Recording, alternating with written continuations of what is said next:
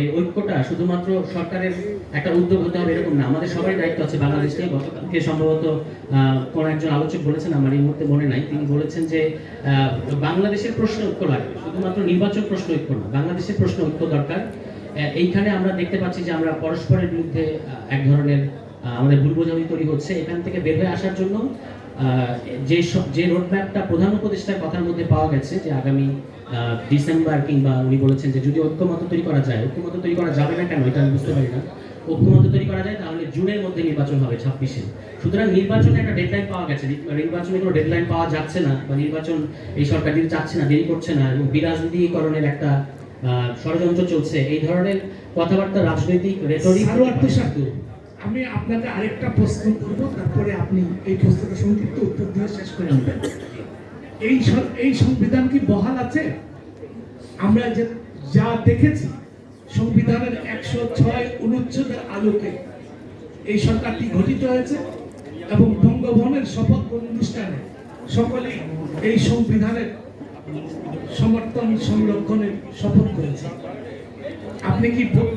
আপনি কি মনে করেন এই সংবিধান বহাল আছে এবং এই সংবিধান অনুসরণ করা উচিত, বা আপনার কি মনে হয়?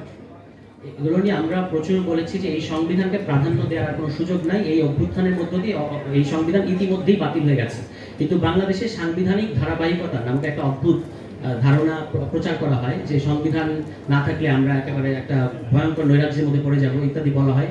এইটা নিয়ে অনেক কথা বলা যাবে, কিন্তু এখন যেহেতু সময় নাই,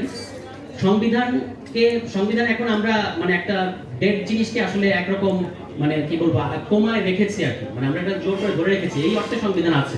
আদারওয়াইজ এই সংবিধান থাকার কোনো কারণ ছিল না। এই সংবিধানকে আমরা পার হয়ে এসেছি, কারণ এই সংবিধান লম্বা সময় ধরে বাংলাদেশের জনগণের ইচ্ছা অভিপ্রায়ের বিরুদ্ধে দাঁড়িয়েছিল। তো জনগণের ইচ্ছা অভিপ্রায়টা যদি মূল কথা হয়, তাহলে এই সংবিধানটা নিজেই অসাংবিধানিক। এটা নিয়ে আপনারা হয়তো ভাবতে পারেন যে আমি তো আইনের লোক না, আমি কোথা থেকে সেই কথা বলছি। শরীফ ভূঁইয়া, যিনি এখন সংবিধান সংস্কার কমিশনে আছেন, এই অভ্যুত্থান কেন সাংবিধানিক? মানে প্রথম কথা হচ্ছে যে এখানে অনেকেই বলেন যে অভ্যুত্থানকে সংবিধানের মধ্য থেকে দোহাই, মানে সংবিধানের মধ্য থেকে তাকে তার লিগ্যালিটি অর্জন করতে হবে না, এটা একটা তর্ক। আরেকটা হচ্ছে শরীফ ভূঁইয়া সহ অনেকেই কিন্তু বলছেন যে খোদ এই অভ্যুত্থানই সাংবিধানিক, এবং আমাদের মতামত হচ্ছে এই সংবিধান অসাংবিধানিক হয়ে গেছে। এই সাংবিধানিক লিগ্যালিটি তর্কের মধ্যে ঢুকি, সেটাতে আমি এখন যেতে চাচ্ছি না। যাই হোক, এখন বক্তব্য হচ্ছে যে আমরা এই সংবিধানটাকে আছে, আমরা ইনস্ট্রুমেন্টালি রেখেছি, মানে এটা রাখলে আমাদের মন শান্ত হয় যে একটা সংবিধান আছে, এই জন্য এই সংবিধান আছে। আদারওয়াইজ এই সংবিধানের প্রাধান্য পাওয়া উচিত ছিল না এই গণঅভ্যুত্থানের পরে। এই গণঅভ্যুত্থান এই সংবিধানের বিরুদ্ধে একটা ম্যান্ডেট। ধন্যবাদ।